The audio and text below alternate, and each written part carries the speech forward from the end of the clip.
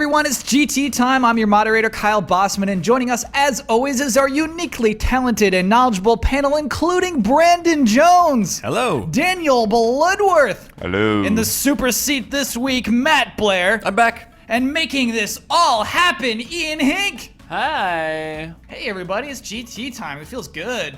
Feels good. This is a good, E3 just, I can feel this right now. Yeah, we're in the E3 zone. My bones are vibrating. I can just feel it, like it's coming, like a volcano.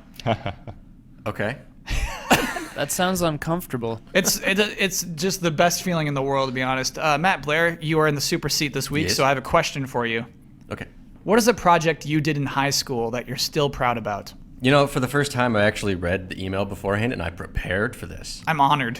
It's not that great of a story, though. But so, like many people, I took Spanish class in high school for several years because it was just kind of easy. Sure. But one of the things that we got to do was make Spanish videos or movies or whatever you want to call them. And at this time, it was right when The Matrix had come out. So the idea was to do a Spanish version of Cops with a whole bunch of scenes from The Matrix or whatever. And, you know, back then, high schools didn't have a whole lot of equipment, but we had just gotten, like, the first Sony Handycam that went to DV tape, right? Like, it was awesome technology for us anyways. Yeah. And so the footage was actually good enough to slow it down. And so, you know, the bullet time scene or whatever, when he's dodging all the bullets or Yeah. whatever. Unfortunately, it was in winter, but I was the character that did the bullet time sequence, and we had to film it in real time and then slow it down. And it was perfect, and I nailed it on the first take. And I'm still proud of that to this day. What did they shoot at you? Didn't shoot anything, but I had like a little airsoft gun, and I just didn't load BBs into it. So when you shot it, you actually heard like a sound. And you said this is a mix between Cops and The Matrix. So did it start off yep. inside of a police car, and then the police shot at you? Yeah, so most of the dialogue was just like in the car when somebody's driving and talking like you would see in Cops where they're just narrating something. But then there were just a ton of action scenes. There was a little GTA 3 in there too. Awesome. Yeah.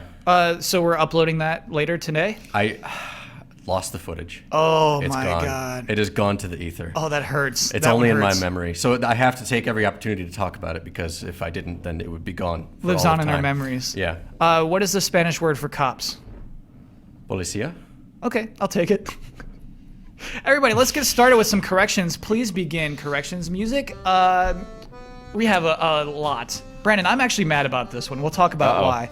There's not a new DC Lego game. There is only Lego DC Comics Superheroes Justice League Attack of the Legion of Doom, an animated movie. And here's why I'm mad. I said, Brandon, are you sure that's a video game? Do you remember that? And you said, yeah, I saw it on Twitter. Yeah, I'm sure, man. Well, I knew it was a thing. I didn't know it was a video game. I lied. I knew it was a thing. No, I lied. I apologize. I correct myself. I'm officially corrected. The book that Ben did his life-changing book report on is Jude the Obscure. Project Cars is not Slightly Mad Studios' first game. And Actually, I would have called out if I had even heard that. Somehow I missed it. I just mumbled it, I guess. And they are the publishers of the game, while Bandai Namco is the distributor. Yeah, much that like always WB. gets a little confusing Yeah. when that kind of deal happens because like Namco, Bandai, PR were the ones that were talking to me about the game, which is odd because I was like talking to the head of Slightly Mad for years, and then suddenly I don't hear anything from him and I just hear stuff from Bandai Namco. That is weird. And then, so who do you hear from for like The Witcher 3, where WB is distributor of that game? I've never heard from anybody at WB about that. That is very strange. The game Bloodworth was mentioning, which had the special edition, wasn't Grid Autosport, but Grid 2. The special edition cost $190,000 and included a full set of racewear and a Bach Mono Edition racing car. Sorry, and also the Dying Light special edition was £250,000 and included a zombie-proof house in the UK, not a hut. You got a whole house for that. Gosh. This is very funny. Windows. I'll be right back. This is my favorite thing about Windows is that it's got this thing. Everybody's got to restart your computer eventually, and sometimes you forget to. So Windows goes out of its way to say, "Hey, why don't you restart your computer right now?" Well, it's just like whenever it gets its updates, this computer was just booted up, but Yeah. What do you think? Should I do 10 minutes? No. That's 4 hours. It's always just 4 hours. Okay. Doesn't it know it's GT time? Please end Yeah, Windows doesn't care what you're doing. end corrections Hell, music. computer. Microsoft should expect my call today. Hey, it's annoying when it want to auto update. Hey, my favorite way to start a show Provided footage. is to talk about some game announcements, and we have some huge ones this week. That's why I'm feeling those E3 vibrations. First announcement: Fallout 4 has been announced this week. What did everybody think about that trailer? I like it. I've said as much. You can watch another video we put up of Yeah. us saying that we all like There, it. are, there are of course a lot of people that called us out on not being encyclopedias about Fallout, but I enjoyed Fallout 3 and I spent a good 6 weeks or more playing it. Yeah, but I feel like even a regular human who just enjoys the game would know that the dog is named Dogmeat. Oh, well, it was many years ago as well. Okay. I mean, like once that came out, I was like, oh yeah, that was his name. Has that been confirmed for 4? Because it's a No, we're just all calling it Dogmeat because why that's the name not? of the dog from 3. Right. Yeah. Okay. And potentially prior games. I'm not sure about that, but we did find out that like Ron Perlman had always done that voice.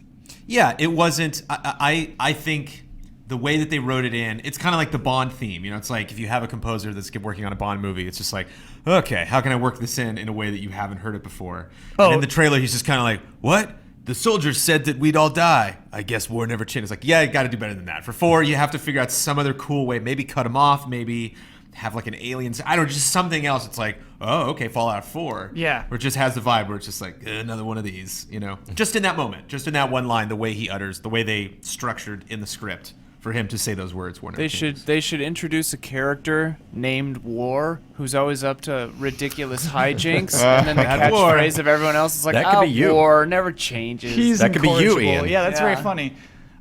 They should,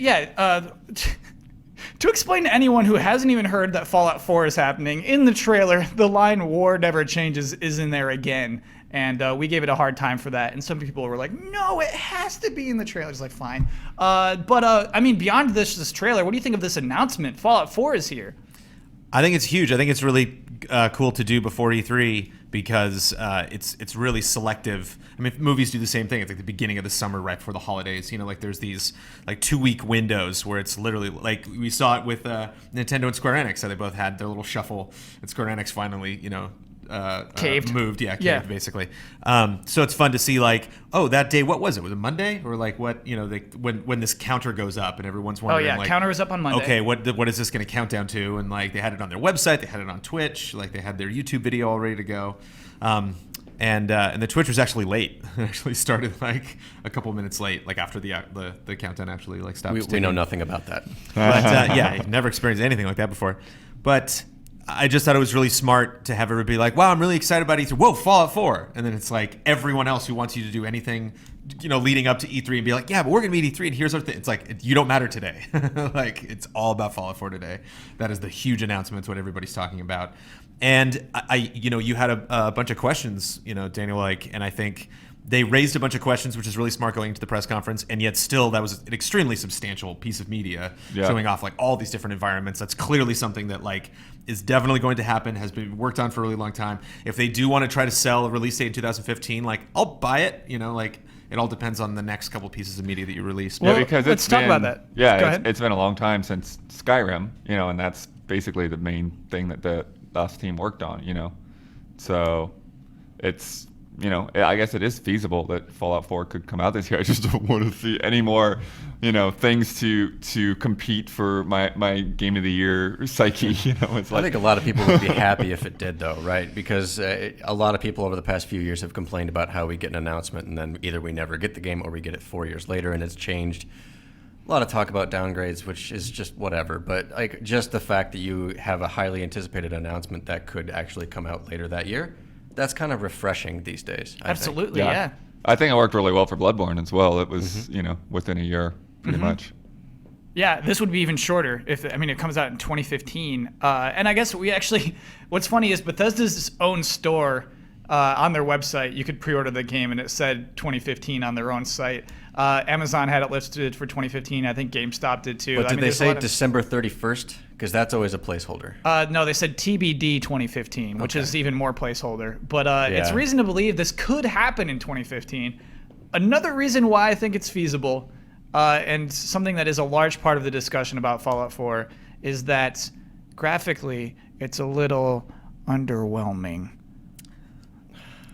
which which at least is consistent. You know, it's like I think it's really just the actual people. It's that dog and that guy. You know, it was like the environments look really great. The colors really stand out. I'd say all the people. Like colorful is like a word I see come up constantly when Yes. talking about Fallout 4. So I think the scale and the environment we're not worried about. The depths of the story we're not worried about. You know, the complexity of just kind of like. I mean, according to the way they're selling in the trailer, this juxtaposition of the old world and the new world. So we could be, you know, it could do like, you know, light side, dark side. Your favorite thing, Kyle. Where you go? Oh, you two know, between the worlds, two things. two versions of one it's world. The best. Yeah. But I could imagine we're getting a lot of that, like going into putting goggles on or something where we see the past, or like jumping between two characters. So it just the trailer seemed to me to be like, yeah, this is the way our game looks. What are we gonna do about it? You know, like that dog's gonna get right up against the camera. You're not trying to disguise any of this. But notice how the dog moves. Notice how the dog explores this environment. Notice all those details, like the box with the robot came in that was like shuffled in the corner. Like we could pick that out and kind of piece our own story. So as long as you can do that and everything runs well and it's a really cool story, like is graphics really going to be the thing that's going to turn you off and prevent you from wanting to explore this world? Blood, do you think those are enough good excuses to excuse horrible character models?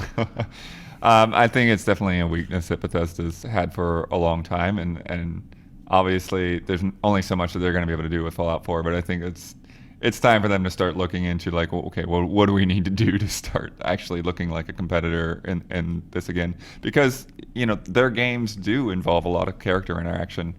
So, you know, you want to make that better. You want to get up there and be able to compete with Witcher and Mass Effect on that level.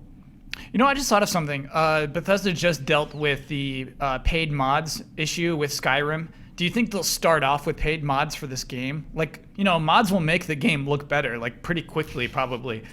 Do you think they'll even try it again for this game, or do you think that would be too soon after the Skyrim Fallout?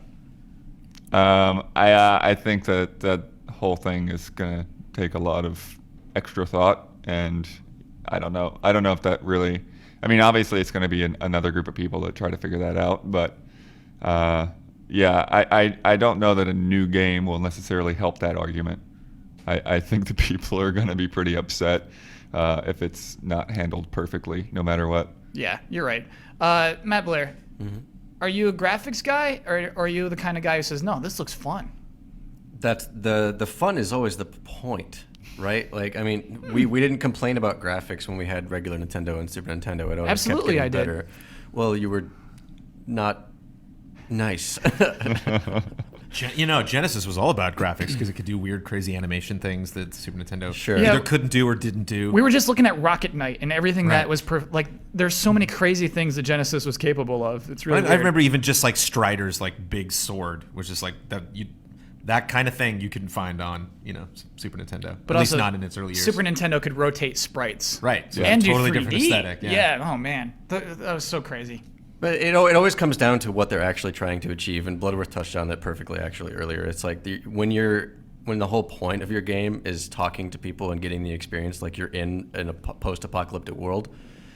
When you talk to the same face 3 times and 2 of the times it has a different voice and 1 time it doesn't, it's like, yeah, it takes you out of it, and then it just becomes kind of like this quest vendor instead of an actual person that you feel like has survived the apocalypse. If that's what they're going for, then yes, they need to step their game up in that sense.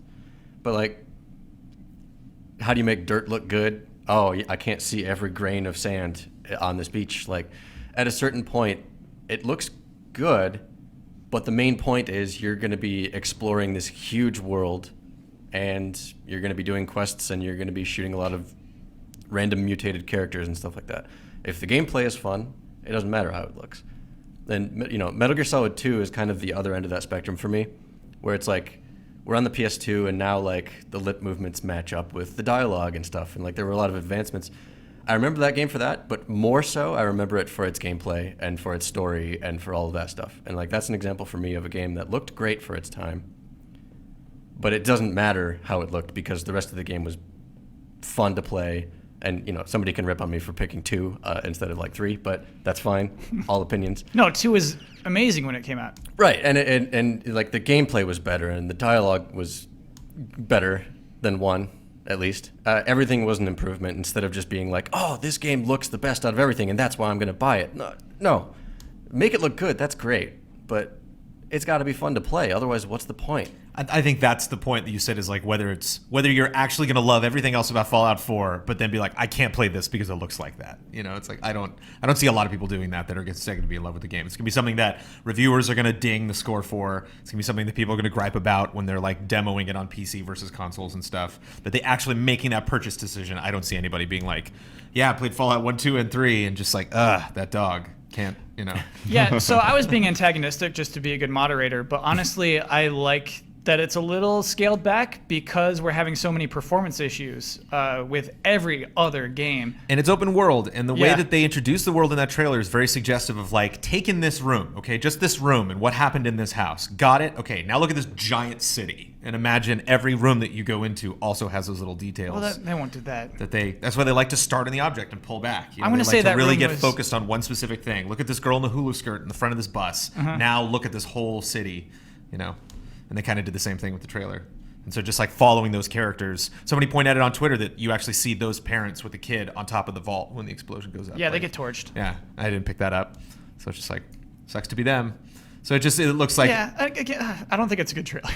but just the narrative. It's just that you see these areas and you wonder what happened. Like, why is it that God way? Bosman. Why did everyone choose to live here, trade here? 8.5, travel not a good here. trailer. So I'm sorry. I think it's a good trailer. I think it's a bad story within the trailer. I think the trailer accomplishes a lot of good things that a trailer should do. But like to tell a story of like, oh, we sweep through this house and then they try to escape and then they blow up. It's like, okay, good story. We also gave as the #1 live action trailer of all time Metro Last Light, which Because you that- could argue the same exact thing. I It's could like- not at all because that expressed emotions. That showed faces. You know what I mean? Right, That right. actually expressed things. Well, and it was one sequential story as opposed to like seeing, they tried to achieve a lot with that trailer, with Fallout 4, I would say. Yeah. Like they tried to achieve a lot of that stuff, and maybe they should have focused on the bigger picture, but I think they did it just fine, in my opinion. Oh yeah, I think it's the right trailer for that game. I definitely do. It's just fine.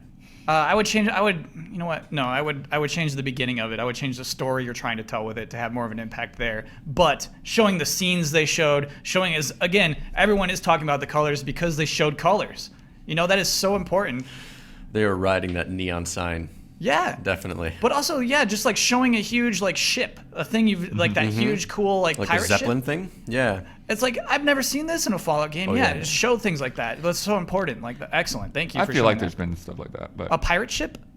pirate ship? Yes. Yeah. I mean, not necessarily a pirate ship. I saw one in Mad Max. No, But, like, there are they had a areas- ship that was up on a rock. that you Yeah, could I think climb up there's into. some areas towards the end of Fallout 3, and then you had like the spaceship in the DLC and the Operation Anchorage. I mean, there's been It's not that cool. Okay. All right. there's been I some of that kind also just want to point out not that that cool. there are tons of things that they could talk about at their press conference with Fallout 4. You know, it's like what's the story? Who do we, Vault 111? Like what's up with Vault 11? 111 is it cool? There are a lot of people there. Do we spend a lot of time in that game? We don't even I see doubt the it. interior of Yeah. that. Does the protagonist speak? Yeah, That's the question. What I are think the he other does. characters? That's the like, concern who am right I now. playing as? Can I customize my character? How does the dog work? Yeah. Like what are some of these places called? Like I just think there's a ton of information that they could get into. So If I may. Yes. On that, Please. protagonist speaking, would it be a good thing? Yes. we were just talking about character interaction. It's not one of those things that in this gen you can't be like, well, we're just making the creative decision not to do that. It's like you take a swing at it. It's like it's like Zelda. It's like I get that you text, but I mean forever, really? It's like Zelda forever. Like 40 years from now, are they still gonna just like facial expressions and text? Like, or are you ever just gonna make that jump? I think there's definitely a risk because it's like, hey, the character I'm playing isn't necessarily Troy Baker being cool. But I think it does work for Mass Effect. I think that having dialogue options and it does kind of warp your character. I think it kind of works. I think there's a happy Yeah. middle. Yeah. Well, yeah. I mean, and like a lot of people, have a hard time, like, if they don't know The Witcher as a series, they have a hard time like getting behind the idea of like playing as Geralt. But just from like talking to other people in the office, like, even though Geralt always kind of has his own personality, it changes quite a bit based on the way people play and make their decisions. Like he gets into different territories. Is that too much ambition for something like Fallout? Like I don't know. Ian, where do you stand I on think- this? I mean, I think they could do it. I mean, if they did it like the Mass Effect games, that's the way to do it. You have to Yeah. have the two options of gender. The Saints Row games they do a good job because they've got like several voices for the men and the women. Has any game ever done a thing because Omar, my roommate, his main complaint about The Witcher 3 was he read a thing like the dialogue choice in his own inflection, so he thought that Geralt would say, whatever it was in a certain way, and then Geralt's like, fuck you, this is none of your business, and then he gets in a fight and has to kill everyone, and he's like, whoa, that's totally the opposite read of what I thought he was going to say. I've had that in many games. Yeah. I haven't had it games as much should, in Witcher as like Mass Effect, but yeah. Games should has any game ever done this where they put like a happy face next to one and a sad face next to the one? Well, Like, there are definitely real clear influence about ones. it. Yeah, I think there are definitely. I mean, they have the spells that you can do. It's like you can affect this, and this is this means you play Gwent. But like, yeah, Right. it's always like dangerous when it'll be like, no, I'm okay, and I'll click that, and he's just like, no, you jerk, and it's like, Yeah. that's clearly That's not. that is clearly not what I said. what I wanted to say. My personal Yeah. favorite, especially from Mass Effect, is like there was one dialogue choice where you just haul off and punch a reporter in the face. I did that one, yeah. Yeah. And I was while like, it was "Oh, I'm a satisfying, I'm badass." just like, I wanted to insult you, but instead I broke your face. Yeah. I'll try. Or- I hate it when that happens. my Mass Effect story was talking to was it Jack, and like I was just like this is a traumatized human being. I want to like get her to open up, get to know more about her, and then all of a sudden like she's talking about sleeping with her. I'm like, whoa, what happened? At what point did this conversation go in this direction? Yeah, that's the nature of Mass Effect relationships. Is you Yep. just Yeah, the only reason you're ever talking to someone is to try to have sex with them. I hate it when that In a happens. BioWare game. That's why my shepherd was James T. Shepard. explain that joke to me. Slept with everyone. Oh, James T. Kirk. I get There you go. I finally get that. Okay, so let's talk about another huge announcement. Another sci-fi series. XCOM 2 was announced this week. What did we think about this trailer? This announcement? Almost as good. I thought it was cool because when they started out their little campaign, I was like, you guys are in the middle of the city with all. I don't think you're going to win this one, guys. Like, it just seemed really dangerous what they were going into, and The a lot team. of maybe in-game-ish. Like I wouldn't, I bet the game kind of looks like that, but clearly like their movements and stuff like that, like wasn't somebody issuing commands. Yeah, there just wasn't like this kind of bravado and confidence that can get kind of like dull in a lot of action trailers where it's just like these characters go in and kick ass and there's no adversaries that are going to like pose a threat at all. And it's like, actually, I want a threat, like I'm attracted to a game like Bloodborne that's like, you're going to die a lot, so I want this to be difficult. And XCOM, I think from the little that I played of it, from what people talked about it, like it had that edge, that fast, that FTL, like, almost made it. And so this, I think the vibe, it's what they were doing seemed dangerous and difficult. Seemed like they needed to have a coordinated force to do it. Don't know why some alien creeping out of some building and a guy cutting him in half was like the end of the trailer, but Well, that was, like, alien a weird is the build. same race, I believe. I mean, unless, if it's different, it's very minor. I thought he was gonna difference. like put a helmet on and like pull out a gun and be like, "I'm on your side, soldier." But it feels like it's the same race from the first game. The reddish one? Yes. again, Blood proving that we don't know a damn thing about XCOM. Okay. How Different. dare I have an opinion? They were about more this? like grays in the first one. This Right. one looked Yeah. more He looked menacing. angry. Yeah. He had low HP or something. Well, actually, I think that's what was kind of interesting to me is it sort of seems to be, putting a little bit more emphasis on like a story, because the first, it's like you're just kind of, I kind of play it off like like Cold War conspiracy kind of vibe and stopping these alien invasions that are happening all over the country, and now it's like, okay, clearly something has happened and like we've become integrated as a society, and now you're more of like a resistance movement, like trying to like fight the aliens like within the city and that kind of thing. So it has a very different vibe to it to me, and it's interesting that they're even really putting that kind of an emphasis on a story or a setup, because like you were saying, like XCOM's not a game that I really go to for any kind of story reasons. What would really be nice, actually, I think, and the trailer might have kind of pointed towards this, but then again, who knows what happens once we see gameplay. But one of the main themes of XCOM is that all of your team members have names and they can die and they're permadeath, right? And you just recruit more, and it's just kind of like that. That's the random feature when you try to train or hire somebody. They have a name, they have a type, they have a speciality, that sort of thing. If they start getting more personality and start riffing with one another, and you start to feel like there's camaraderie between that team, like they've been through war, they've been through things together, adds a little bit more weight to when they die. If they die, adds a little bit more weight to you wanting them not to die. I'd like to see that. That'd be an effective way to kind of tell the story. And something that, you know, they didn't really, I don't know if the characters had names, but they showed off that, like, they're different. They have different abilities. They have a little bit of personality, but, like, we're not really going to we're not going to give them, like, big dialogue scenes together. They just kind of go right into the situation. Yeah, I thought it was cool. I didn't think it was as good as Fallout 4, but I dug the announcement. PC only Procedural, also. yeah. For now, Gotta talk about it. the original was PC only at first as well. Okay.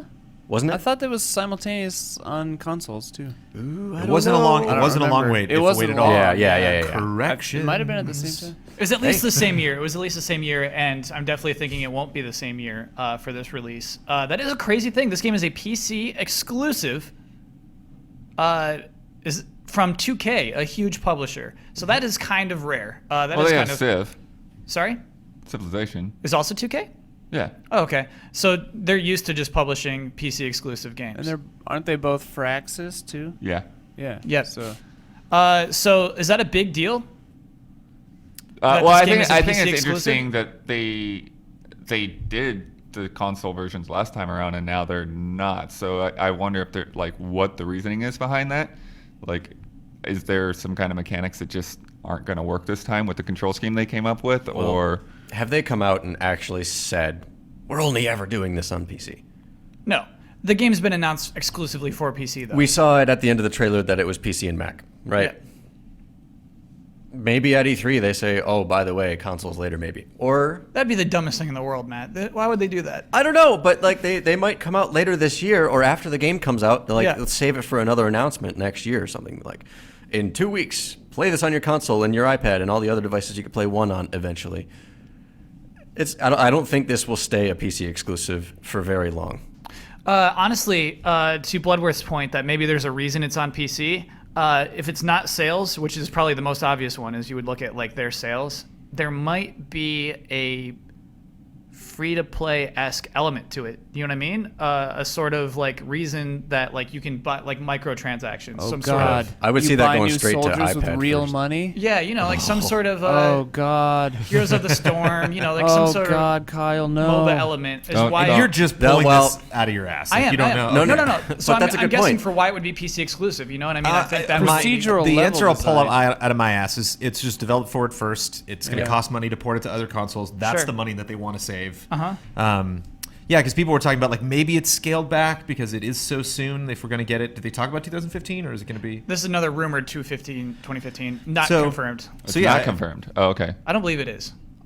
So yeah, if, Ian, help if us they're out with that thinking one. about doing some kind of episodic thing, Okay. or you know, we're just going to release a small part of it, and then we'll do something like a StarCraft split or something like that. If there's some Yeah. weird PC specific thing that it just fits, that they're like, let's save the money on the PS4 and Xbox One, test how this does, get the announcement out, and then release it soon after that because just this one version is ready to go. I think that's a fine theory because honestly, the trailer does not communicate high budget.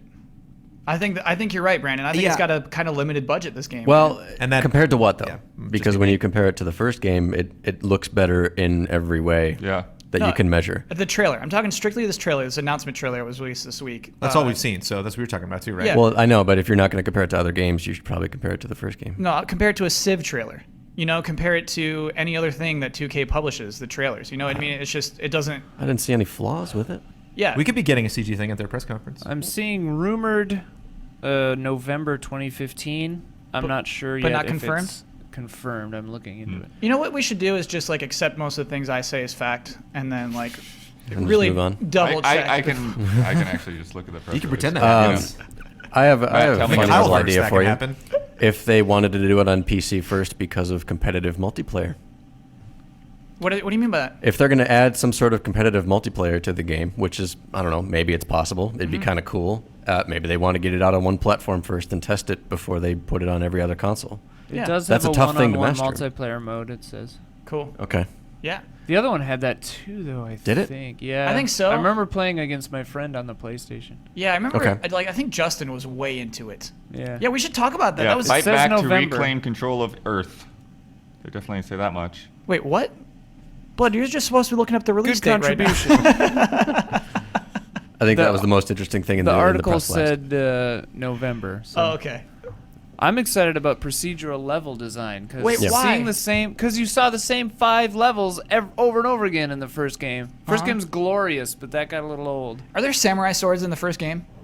I don't think so. I remember when I saw the guy with the katana in the trailer, I was like, oh, cool. Wait, really? So maybe. The reason I think this is Maybe a not. budget trailer is because of how flat that falls. Just like we're all building up to this moment where a guy pulls a samurai sword out of his back and just slashes an alien that- with that it. felt new Again, to it's me. that Yeah. confidence. You know, it's like, oh, well, okay, that guy's invincible. Like what? You know. No, I just But thought if it he was cool struggled to have little a bit, it'd be class cooler. that was focused on Yeah. that kind of melee. Like the imagery, whatever, I don't care. But Yeah. like, I was like, oh, cool, a melee class that's like focused on that. He's That's thinking about the interesting. game, Kyle. Yeah, you and I sure. are stuck on the word Yeah. trailer. I know, I'm Whereas super he's stuck way on You guys past are this. weird. I know. Yeah, because that does feel sort of like some kind of assassin class. You Yeah. know, to where like you can sneak maybe past another, like an enemy's cone of vision or something, Yeah. a little easier than other characters. He probably has really high move distance and some kind of stealth bonus. Yeah. I think procedural totally fits that game Oh, absolutely. because that game is like, what's in this house? You know, like, Yeah. that's the game. Yeah, the first one and so if shoulda you had really that. don't know every time, Man, creepy. I love this game. And then you can't over prepare too, which I do like as well. Just like playing through a game where you know where things are going to pop out is a little less interesting. And Has also, anyone- you know what is permadeath makes that huge because you're like, oh, my guy died there that time. Now I'm prepared. Now I'll go in. And that person won't die there this time. Haha. No, you just got to be prepared all the time. I don't know if you're. I mean, they don't have the specifics on this, but I don't know if you're retrying the same level, if it'll be the same layout okay. each time until you complete it, and then because there are missions, right? So like, if Yeah. you fail one mission, who knows if it'll reset or not? Because that'd be kind of weird. I would real, love it. Real procedural or Diablo procedural? Yeah, Diablo I 2. wonder. right. I just also want to say Okay. I love the title because I can't like I don't have the series list in front of me of XCOM, but weren't there 2 games before they rebooted it? Like way back in the day, like the Oh, sure. original XCOM. Yeah. there was like a game, and then they had a sequel, and then the franchise went So away you for a while. like that they're doing and then XCOM too? no, it just cracks me up because the titles are funny. I like it. And don't. so it comes back, and then it's XCOM, but it's not just like XCOM is back, and like this one's just called XCOM. It's Yeah. XCOM Enemy Unknown, and then Enemy. What was the Within. Within was was the add-on. Which actually, yeah, I didn't play that. That might explain the story bridge a little better. oh, and the first person game. Yeah, and then you also had 'cause- Well, that was- Declassified, yeah. Declassified. which I was was like the wondering about third that. person, first person, and that had 2 different titles. Wait, wasn't that the Bureau? Right, the Bureau XCOM Yeah. Declassified, but it wasn't originally called the Bureau. It was called something else. It was called when it I think first it was called came out. XCOM. Yeah. That was Originally meant to be XCOM. Yeah. Yeah, Yeah. and then this is Okay. called XCOM 2. I Yeah. love it. It's so great. UFO Enemy Unknown Okay, was in 1994 for the Amiga, great. DOS, and PlayStation. XCOM Terror from the Deep was 95, XCOM Apocalypse 97, XCOM Interceptor 98. This list is longer than I thought it was. Those were all add-ons, though, right? Right. Yeah. A bunch of add-ons, and then 2 unreleased add-ons after 2001. It's a mini retro right here with Ian Hague. And then Enemy Unknown, Going back. The Bureau, XCOM Declassified, Enemy Within, XCOM 2. Yeah, so I honestly, I freaking love that it's XCOM 2 and not XCOM, some cool word. Well, it's like XCOM, Guardians. Extinction. It's like you when know? Halo 5's like Halo 5. I'm like, woohoo, Guardians. I'm like, oh, come on. Wait, so I don't think we ever really talked Halo about 5's this not very good much. enough. Can't call it Halo 5. All Who Who future, cares about that? They stated the reason for that. You put a number. You put a number in a Halo game. No one signs up for that. They're Uh, transferring from doing numbers to subtitles, so that's Yeah. why this one has both. This is the 'Cause bridge. From now on, they'll only have subtitles. There will Cool. be no Halo 6 I will say ever. this until I die. Here we go. If you show that you didn't plan correctly, that's bad. What do you mean they didn't plan correctly? They went to Halo 4 Yeah. thinking there was going to be a 5 and 6. Otherwise, why would you call it Halo 4? You would call it Halo 4, Halo, whatever the subtitle. Because, like, Yeah. we're out of the whole new trilogy. We can do whatever we want, guys. We're Yeah. 343. Like, the slate's clean. No, let's call Halo 4 because we want to get that. It's a new trilogy. Like, oh, and everybody signs on. And they're like, okay, now we're doing 5. And then there's, okay, no 6. And you're like, no, we're through with that. It's like, then why'd you call it 4, 5? Just figure out what you're going to do before you do it. And so, like, people make mistakes. That's been fine. It happens all the time in the video game industry. Us as journalists, we love to make fun of people whose jobs are way more difficult than us. Yeah. And the decisions that they make. But when it's associated with your advertising, when it's not only the decision you make for the game, but the decision that you, like, is this on? You get on the loudspeaker and just shout to everybody. And all I see is, like, we fucked up. Like, we kind of had an idea about it, but it didn't have anything to do with the game after this game. It was just this thing that we're doing. And then we move into, it's like how Syndicate feels. Like Syndicate doesn't feel at all like a part of some master plan. It's just like, no, we're doing another one. You know, there's Assassin's other guys Creed, in some other yeah. buildings that are also working on assassin stuff, but we just got to finish this one, as opposed to like, buckle up. You're supposed to like Blizzard, who's like, we're in control. Don't worry. You know, it's like there's nothing we're doing that seems scatterbrained or like rushed or You want that Marvel effect. yeah, which Yeah, is okay, I see what you're also slightly out of control. That's Yeah, another a little, it's conversation. out of control yeah, there. that's out of there. Great. I love getting on your rant. On iTunes, we have a parental advisory warning, and I feel like we really earned it this week. What the fuck are you talking about, Kyle? Sorry? F yeah. I said, what the fuck are you talking about? So another huge, well, not huge, this is a micro thing that happened this week. Nintendo I didn't had even a- know about this until you put it on the rundown. How did I miss this? It was love- so I love micro. Tiny Trinan. It's Yeah, the best. it was so micro that Bloodworth did not even know about it. It was a Nintendo Direct. We had a Nintendo Direct this week that was 17 minutes long, mostly focused on 3DS. Wait, the one I saw was 30. Is that just the Japanese version? Maybe just the Japanese version. Yes. In the U.S., this little guy, Bill Trinan, coming out and giving us little micro was 17 minutes. As we long. know, Japan's getting more games for their Nintendo systems this year than we are. Very true. That's fair. We should plow right through that. No? So here's some games that were announced. Chibi Robo Ziplash. Yeah. All right, hold on. We should stop for a sec. What are you saying yeah for? I like Chibi Robo, man. Yeah, but I mean, this isn't. I honestly, I still haven't played the first one in English, but But this doesn't seem like a Chibi Robo game, does it? right. Well, it's actually, yeah, that is kind of the weird part. Is it's more like a side-scrolling like Castlevania type game. He's like using his plug as a whip and like whipping things and like smashing through blocks and like using it to like pull up to higher levels and that kind of thing. So it's a very different game. But you know, I guess you know they've kind of played around with Chibi Robo a lot. Like they haven't kept him to a single particular playstyle. Every game's been very different. Yeah, I played the AR game on 3DS. You take pictures of. Oh, they're yeah. like they give you an assignment of a shape to take a picture of. Well, what's funny is I would cheat. I would just draw it on a piece of paper and take a picture of that. Maybe that's why the game wasn't fun for me, but I was not digging that game. But yeah, actually, I mean, so I have a little suspicious of this game. It seems like, you know, not a Chibi Robo game. Like that doesn't need to be Chibi Robo. However, it's announced alongside of and packaged with a Chibi Robo amiibo, who is essential to leveling up in the game. Like Chibo? A Chibo. Essential to leveling up, or Yeah. So like your character is leveling up. That's your amiibo. And so like if you're changing your skins inside the game, you're using that amiibo. I might have missed this whether or not you said it, but is this Wii U or 3DS? This is 3DS, and this seems like so new 3DS only, basically, unless well, you have to buy you that have the weird adapter. portal for exactly, Matt. Like this almost seems like an amiibo first game to me. Yep. So I just threw something out there, and Brandon, you feel like affirmative about this. Well, that's what amiibo are. Yeah. Like that's the whole thing about, you know, it's like, and you know, as I can make fun of amiibo until the cows come home, but at the same time, it's something that's really smart for Nintendo. And it's something. I mean, I love Bill. I love like their personalities are all really great. They're really Yeah. personable. The Treehouse is so awesome. Speaking of E3, you know that they just like really get out there with everything. They're like, look at all the stuff that we're doing. Yeah. And so it's really smart for you to be like, God, you love Mario, right? And you're like, I totally love Mario. I gotta own this. And like, there does seem to be kind of celebration of like all of their different iconic characters. And so it's what everybody wants. They're like, where the hell's Metroid? Where the hell's Star Fox? Like, where are these people? You know, that we want to check back in with these franchises that they love. And so it's cool that they're like, yeah, maybe this was not a Chibi Robo game when we first started developing it, but we realized like we should get Chibi Robo out there. We should like, you know, reintroduce to our fan base that like he's still a part of it. Is still a part of the Nintendo family. Here's a figure. You know?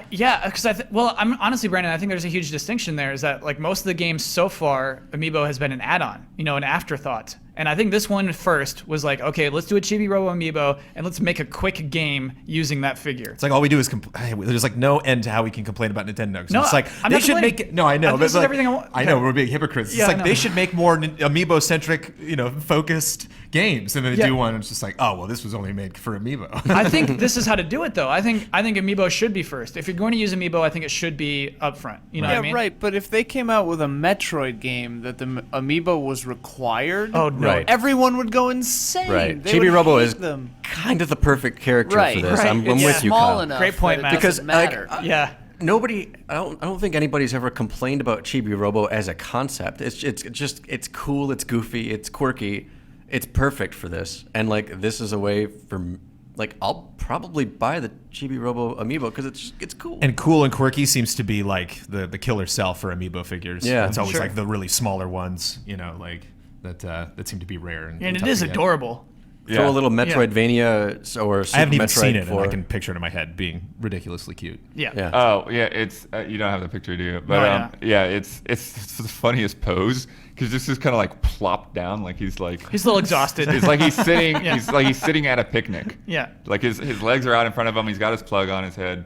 It's just it's not really a pose. He's just kind of hanging out. So we had some more game announcements, of course. Dr. Mario Miracle Cure.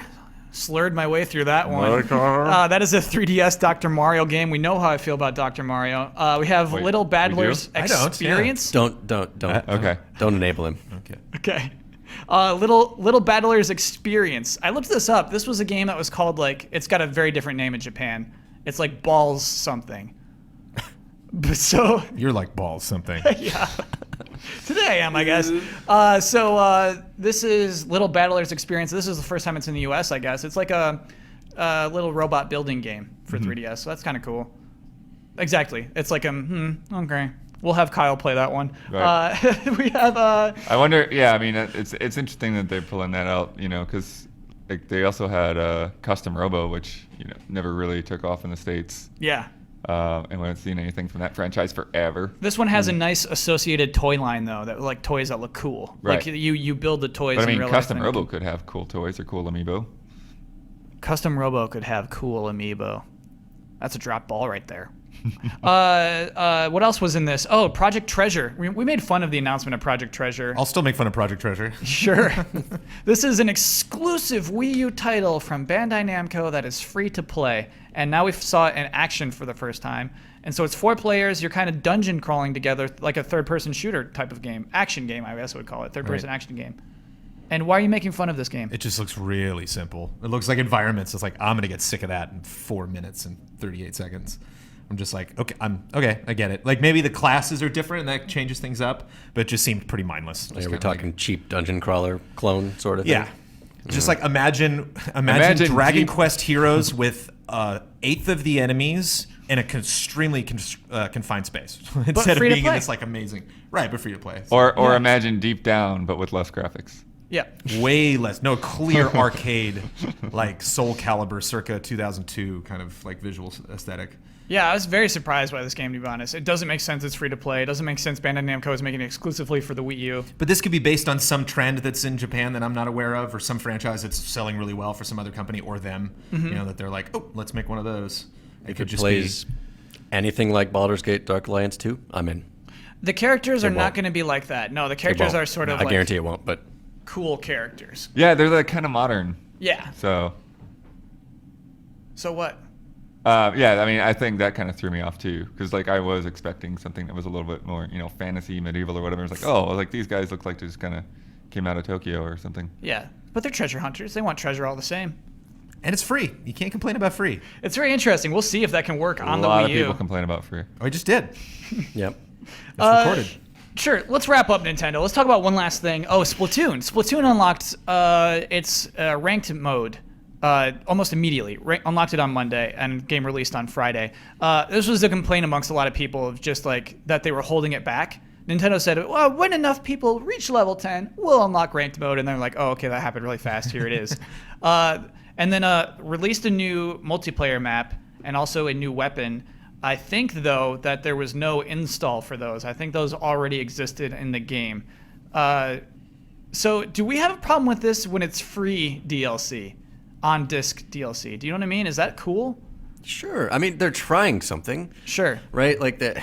I think that shows that they at least understand the fact that multiplayer can get stale for a lot of people, and they want to try to do something to shake it up for those people. Space it out. Right. I mean, Okay. that for me translates into, and say what you will about its effectiveness. Like maybe it's not working whatsoever, but they're not charging you anything extra. You bought your game. You're not paying a membership. You're not paying for updates. They just want to try to make the longevity better.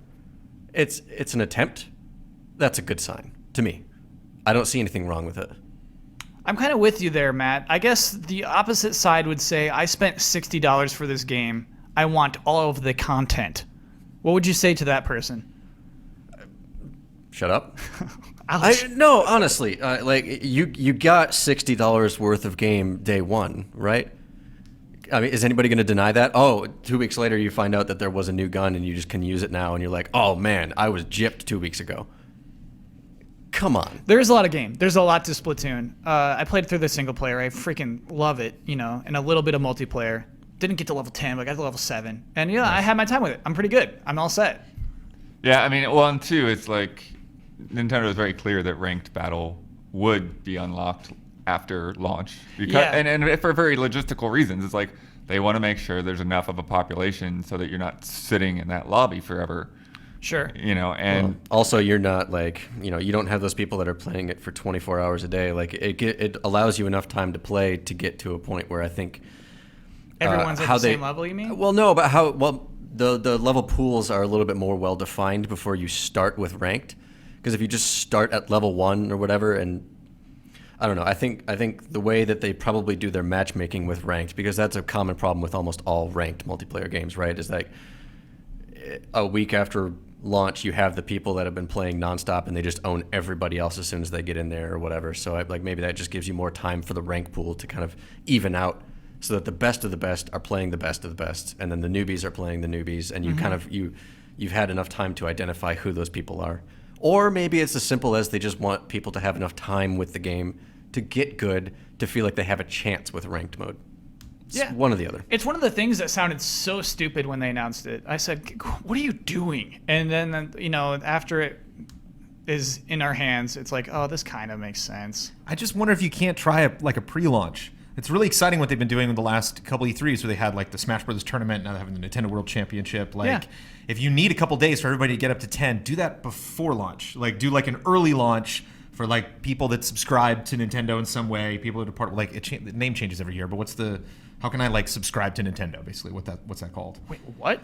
You like, isn't there like something you have to like well, not give them money, but you're like talking about some Nintendo Network? Yeah, whatever you like. Oh, sure. Like we have Nintendo like your Club code or or your whatever. thing where you get email Nintendo. updates and all that stuff. No, Brandon, that makes it worse. That makes it so even the people who are more hardcore are super hardcore. Well, you have like just some pool or something like that where like you can enter to be a part of the pre-launch of Splatoon to like bulk up the multiplayer audience, and then like 20,000 people get picked for that, and then they get the game early, like a week earlier or something, get to play, get buzz going. Oh man, That's a pretty ballsy thing. Yeah, I don't know. Just to assume that you're going to have that many people playing. I think your having game. a mode that doesn't activate until days after your game launch is also ballsy. It's like I don't think either one. I'm just trying to pick the lesser evil Sure. here. If you built your game that way, if for some reason you're like, yeah, we can't do that.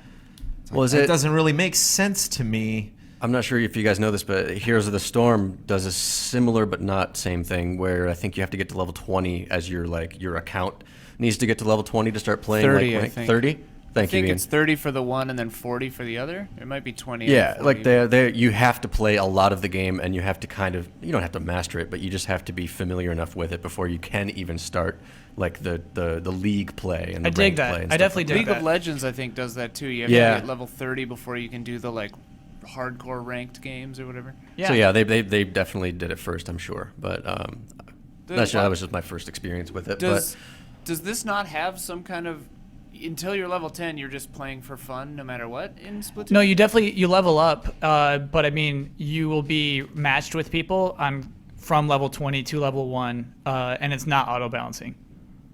Weird. So it only auto balances once you're at level 10?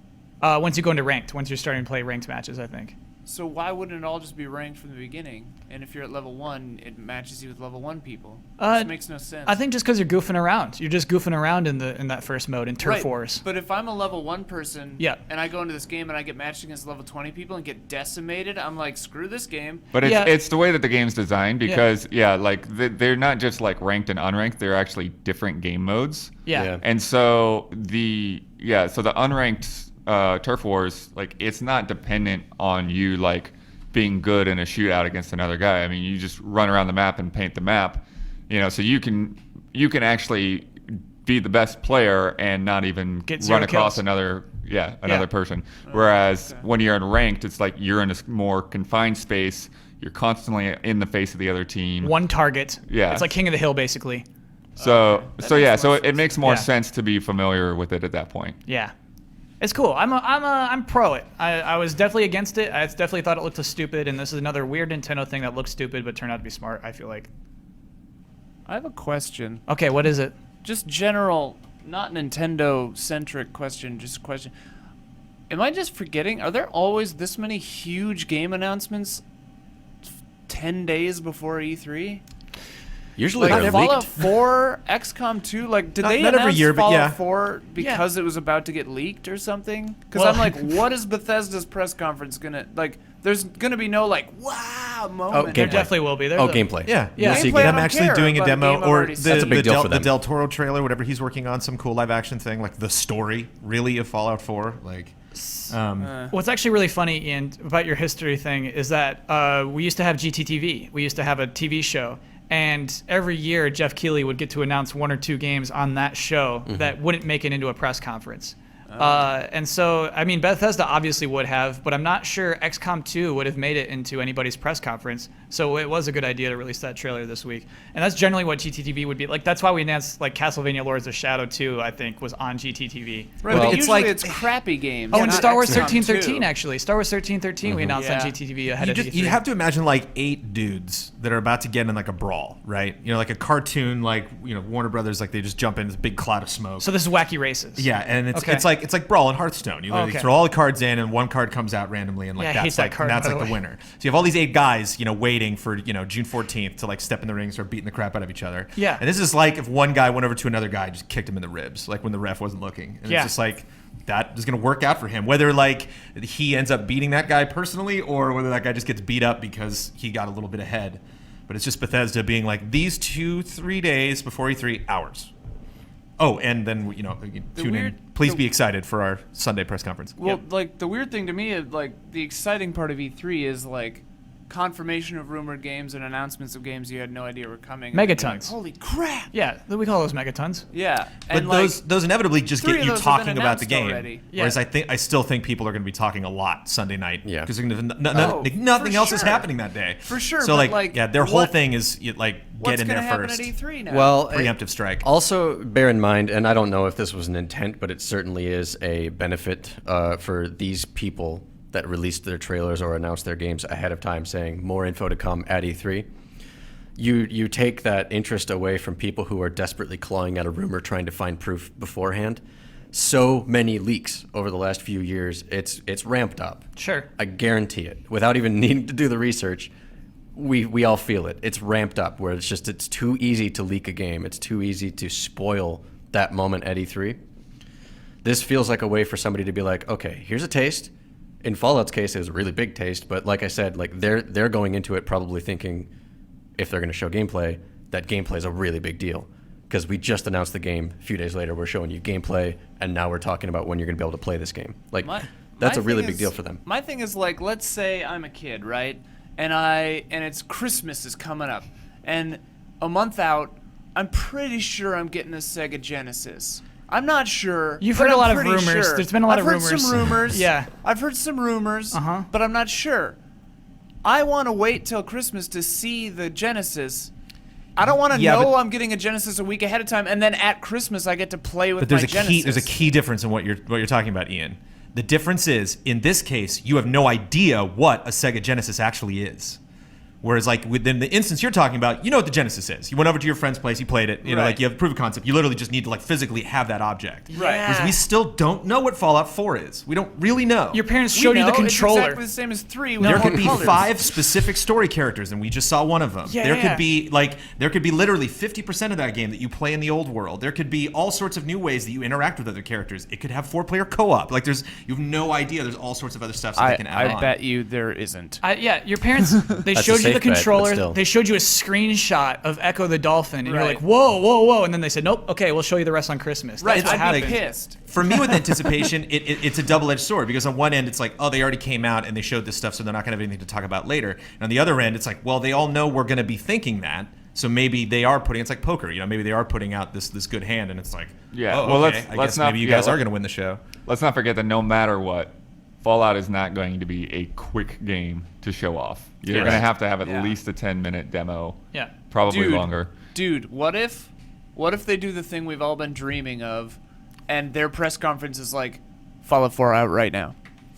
Oh, that'd be cool. It would be hardcore. That's Dreamcast why you launches announced today. it 2 weeks Yeah. ago. Yeah, Shenmue 3 Dreamcast 3 out now on Nokia was phones. skipping to it. You can download it. It's like, oh, Yeah. then no one goes to E3. Nobody Yeah, E3 watches just any of the press breaks. conferences. The Like, internet stops. But we also don't forget we have yet to see Doom.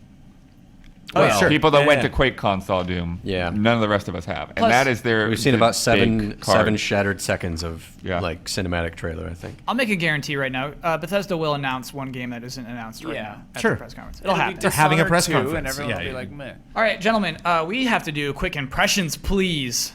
Of course, everyone's favorite segments where we have to just fly. I need your impressions as quickly as possible on these next headlines. Here's something that happened this week. Deep Silver releases the first third of both Metro 23 Redux and Metro Last Light Redux for free on Xbox One and PS4. You play that first third, you keep your save file, you can pay for the last 2/3. Brennan, always smart when somebody does that. Can't beat free. Bloodworth. Yeah, it sounds kind of like a different take on the EA Access. Those games have been around for a while. They've been on PS Plus, I believe, already, and so yeah, I think it's just Not quick. The PlayStation 3 versions. Yeah, and so what? What do you like it? Do you think it's a genius? Should more people do this? Sure, yeah. Matt Yes. Blair. Yes, what? Just yes. You wanted quick.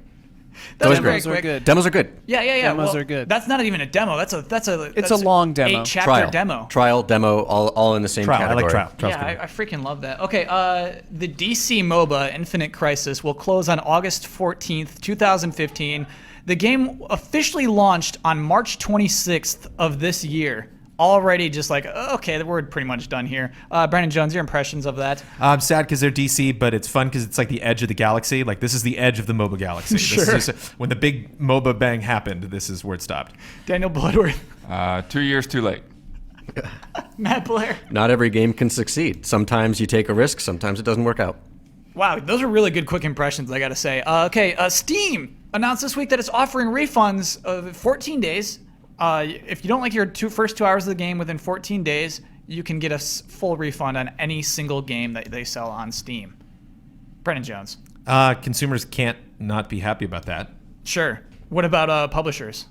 Yeah, is that going to work out for Steam or is that going to work out for publishers? I imagine it's good. I think on good faith. I don't know. It just seems like good press all around. I think it'll work. Daniel Bloodworth. Yeah, it seems like a great move. Maybe there's something in the fine print that could be a problem, but it seems good.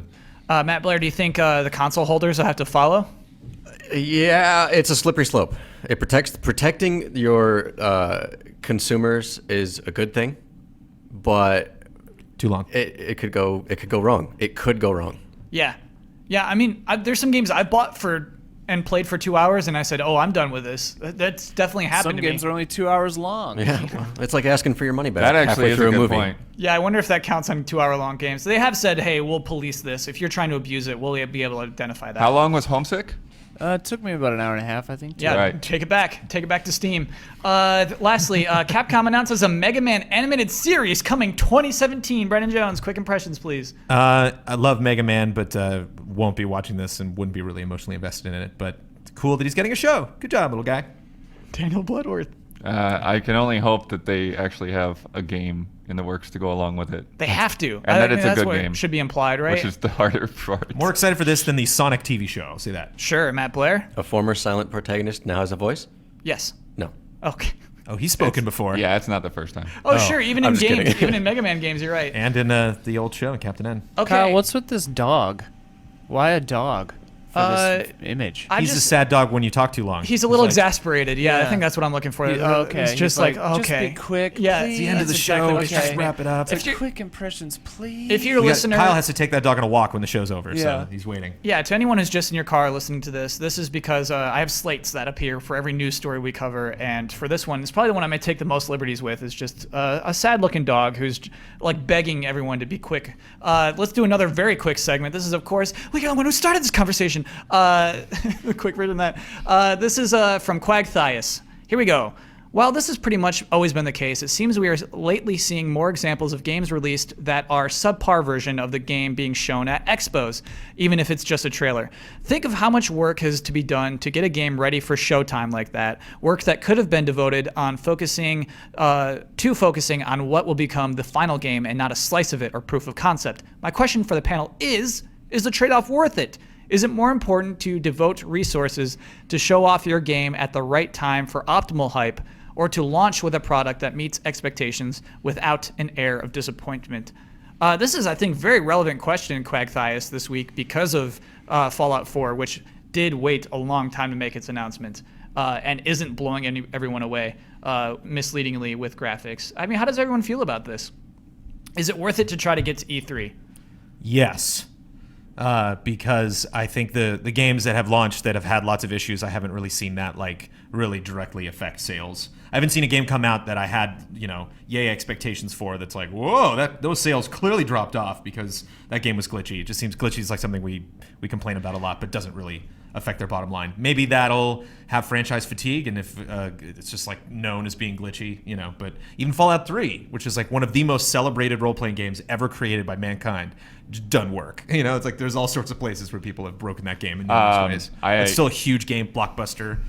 I love Fallout 3. I had a moment where I had to go to a 3-hour or more old save because my camera control got locked in place.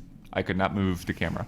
Wow. Yeah, But I remember having Do to we load think that's old because saves they had to a lot. hurry up for E3? No.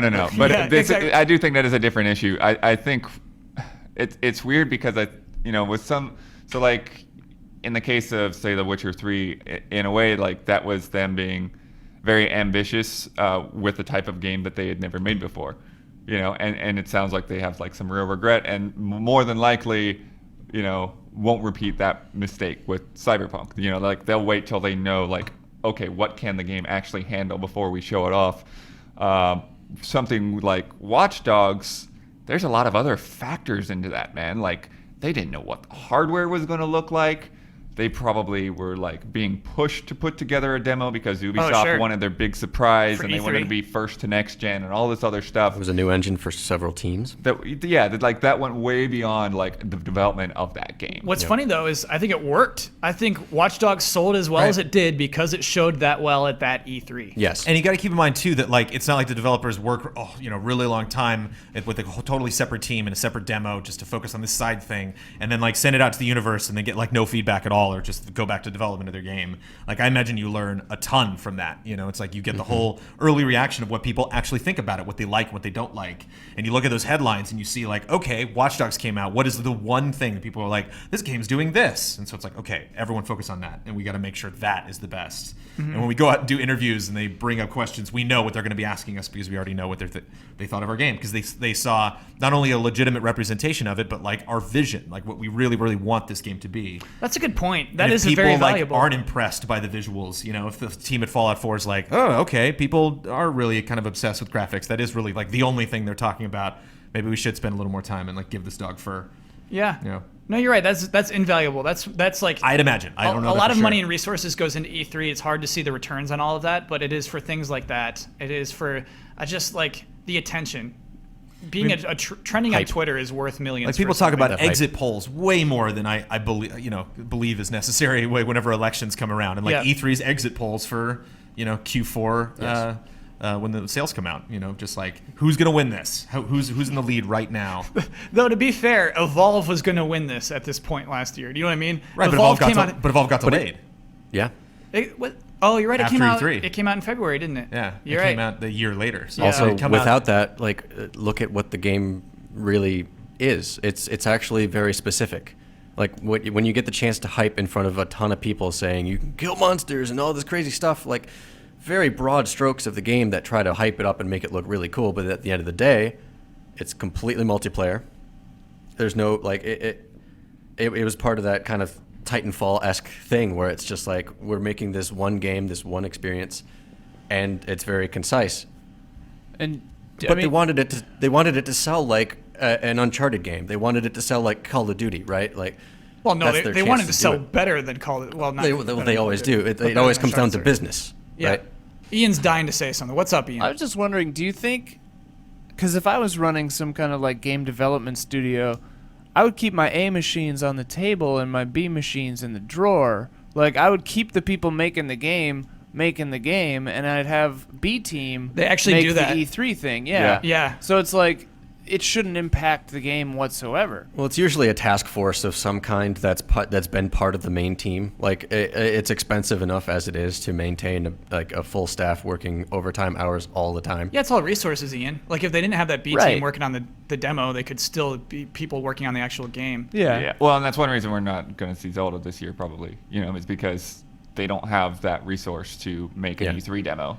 Yeah. That they would have to somehow close off that game and give you a smaller chunk of it. Yeah. Would you call it a misconception or just plain old ignorance to like it feels like people don't really understand that behind the business, the people actually doing the work are humans. They're us. They're people, right? I wouldn't say it's a misconception. I think that it's just this is a stinky part of the business in that Yeah. people are working very hard and spending a ton of money to make E3 happen. I love it. Smells good to me. You have to take a huge chunk out of love your it budget so to make much. E3 happen. I love it. But it's just necessary. It's But just a that part of necessary the thing. business has never been like very transparent. And like now with digital age, everything is getting more transparent, and some people aren't really controlling the way that looks.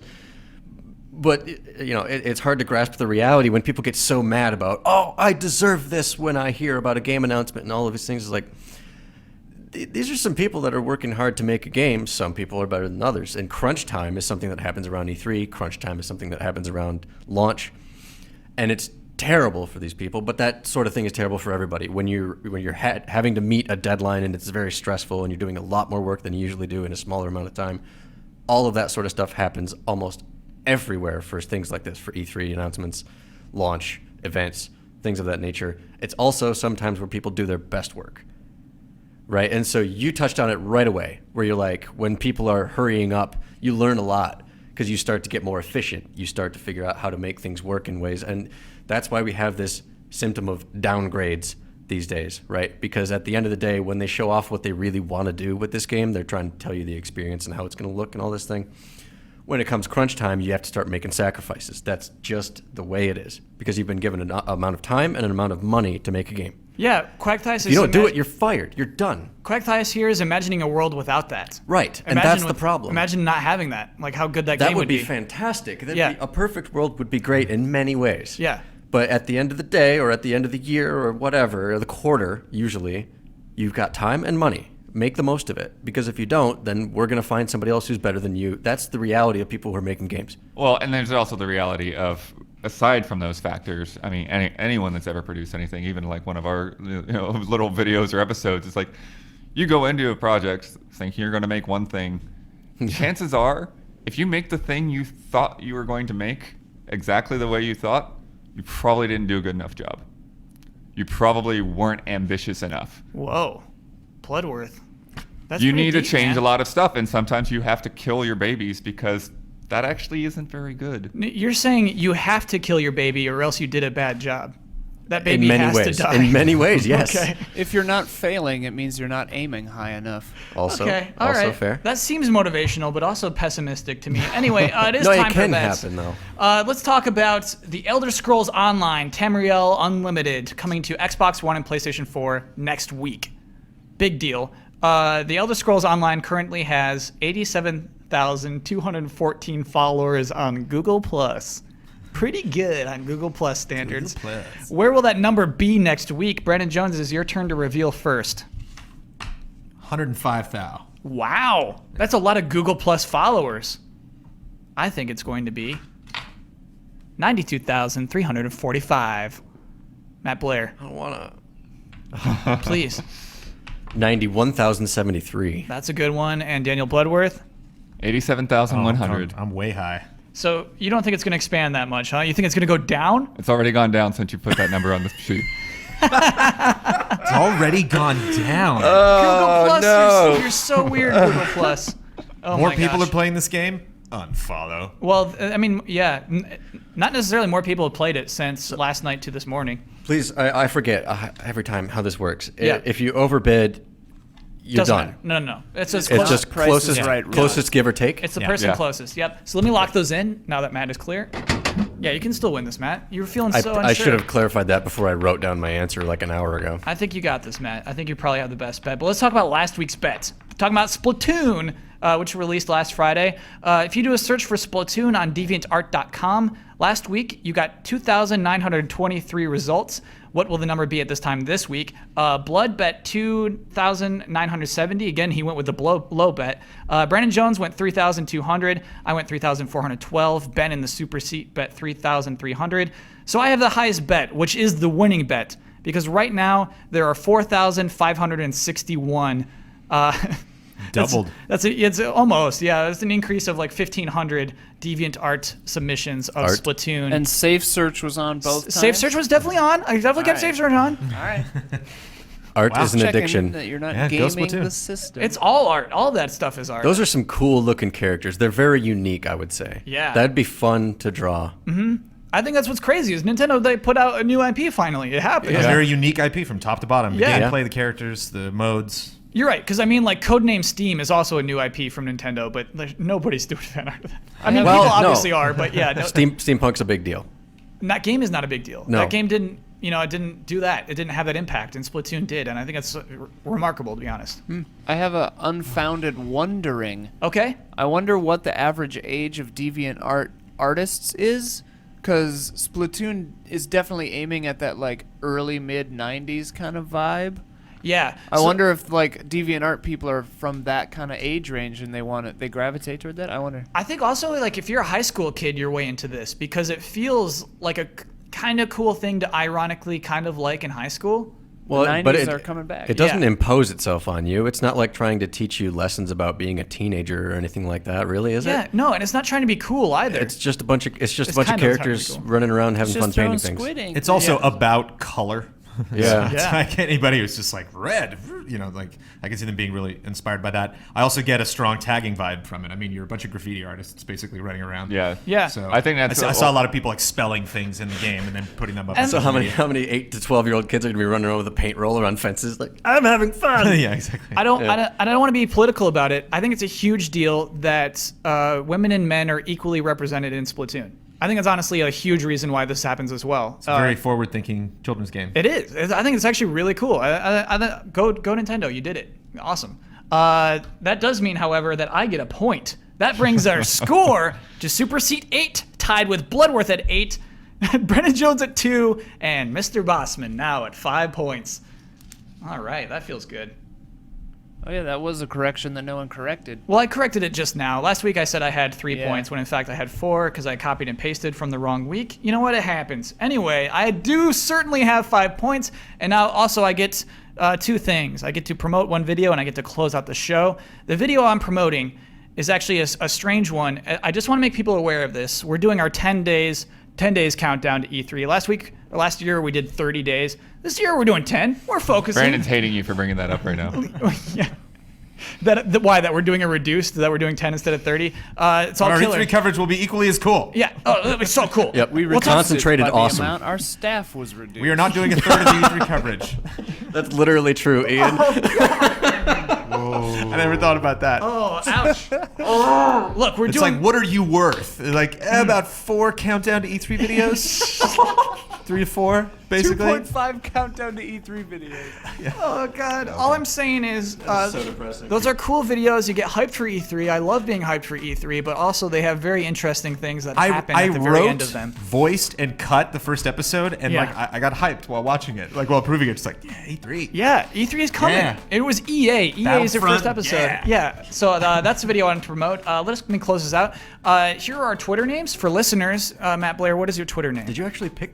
So the first video is the video that you picked? Which one? Yeah, we'll say that, but I want everybody to watch all 10, obviously, and in sequence. He has to actually put the link in. How can you not? Yeah, so put a EA in there. You got to start at the beginning. Okay. Yeah. All right.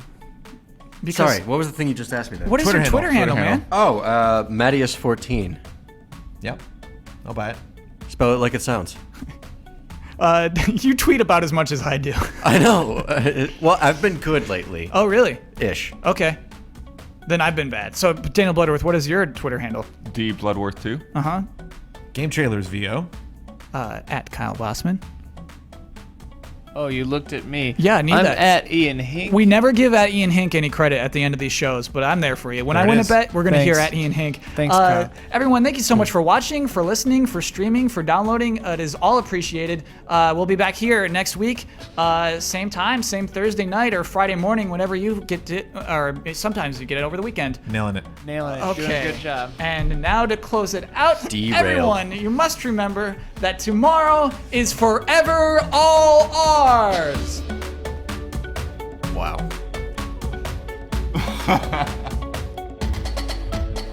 I love.